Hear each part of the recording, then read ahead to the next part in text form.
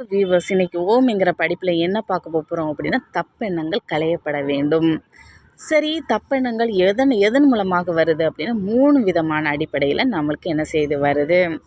நிறைய பேர் என்ன செய்வாங்க, முதல்ல என்ன அப்படின்னா நிறைய நம்மளை அக்கம் பக்கத்தில் உள்ளவங்க இல்லை பொதுமக்கள் யாராவது ஒருத்தங்க அதாவது கெட்ட பழக்க வழக்கம் அசைவ உணர்வில் இருக்கும்போது நம்ம அவங்கக்கிட்ட பேசும்போதோ பழகும்பொழுதோ நம்மளுக்கு தப்பெண்ணங்கள்ங்கிறது உருவாகுது. ரெண்டாவது எப்படி உருவாகுது அப்படின்னா நம்மளுடைய உடலில் உள்ளுணர்வுன்னு சொல்லுவாங்க, இன்டிடியூஷன் பவர் அப்படிங்கிறது. இது பூதலோகத்தை கட்டுப்படுத்தக்கூடிய சக்தி அப்படின்னு சொல்லக்கூடியது. இந்த பூதலோகங்கள்லாம் தான் சில விஷயங்கள் என்ன செய்கிறோம், அதில் இருந்து பேய்கள்ங்கிறது உருவாகிரும். இந்த பேய்கள் என்ன செய்யும் அப்படின்னா நம்மளோட உடலில் வரும்பொழுது அது என்ன செய்யும், தப்பெண்ணங்களையே சொல்லிக்கிட்டே இருக்கும், தப்பெண்ணங்களை உருவாக்கிக்கிட்டே இருக்கும். இந்த உணர்வை என்ன செய்யணும் அப்படின்னா கட்டுப்படுத்தணும் அப்படின்னா நம்மளுடைய மனசில் என்ன செய்யும், அது ஸ்டோர் ஆகும் பொழுது கண்டிப்பாக என்ன செய்யணும், அதை கண்டிக்கணும். இது 3வது என்ன அப்படின்னு நம்மளோட குடும்பத்தில் நிறைய அதாவது இதில் நமக்கு தப்பெண்ணங்கள் உருவாக வாய்ப்பு இருக்குது. இந்த மாதிரி தப்பெண்ணங்களை நாம் என்ன செய்யணும் அப்படின்னா கண்டிப்பாக கண்டிக்க வேணும். யாராக இருந்தாலும் தப்பெண்ணங்கள்ங்கிறது தேவையில்லை.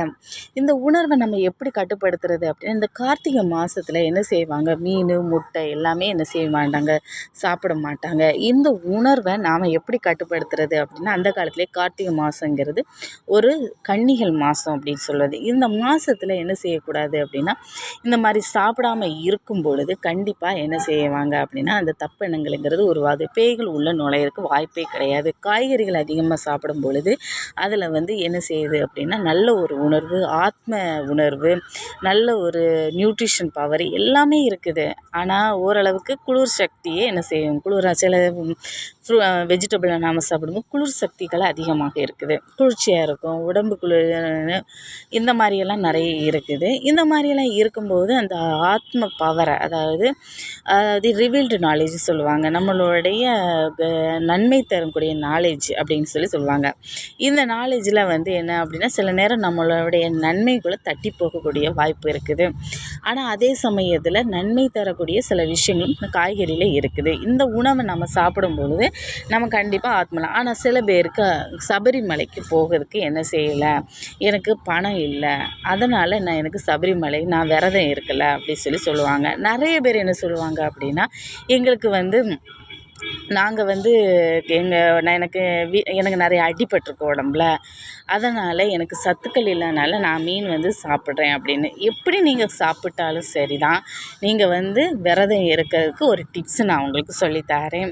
அதாவது இந்த மாதிரி நம்மளுக்கு ஒரு உணர்வு, அதாவது நம்மளோட இன்டிடியூஷன் பவரில் பேய்கள் இந்த மாதிரி எண்ணங்கள் நம்மளுக்கு கொடுக்குது, இல்லை மீன் சாப்பிடும்போது ஒரு விதமான ஒரு உணர்வு எனக்கு வருது, அந்த உணர்வில் பேய்கள் என்ன செஞ்சு ஸ்டோர் ஆகுது, பேய்கள் என்ன செய்யுது, ஒரு மாதிரி தப்பெண்ணங்கள் என்ன செய்யுது எனக்கு கொடுத்துட்டே இருக்கு, மனசெல்லாம் ஒரு மாதிரி வித்தியாசமாக எனக்கு ஒரு உணர்வாக இருக்குது, வித்தியாசமான எண்ணங்கள் ஆனால் நான் உருவாக்கலை, ஆனால் இது யாரோடைய ஒரு இன்டிடியூஷன் பவர், அதனால தான் என்னால் இந்த ஒரு உணர்வை உணர முடியுது. ஆனால் இந்த உணர்வை நான் எப்படி சரி பண்ணுறது அப்படின்னா மனசால் என்ன செய்யணும், அவங்கள கண்டிக்கணும்.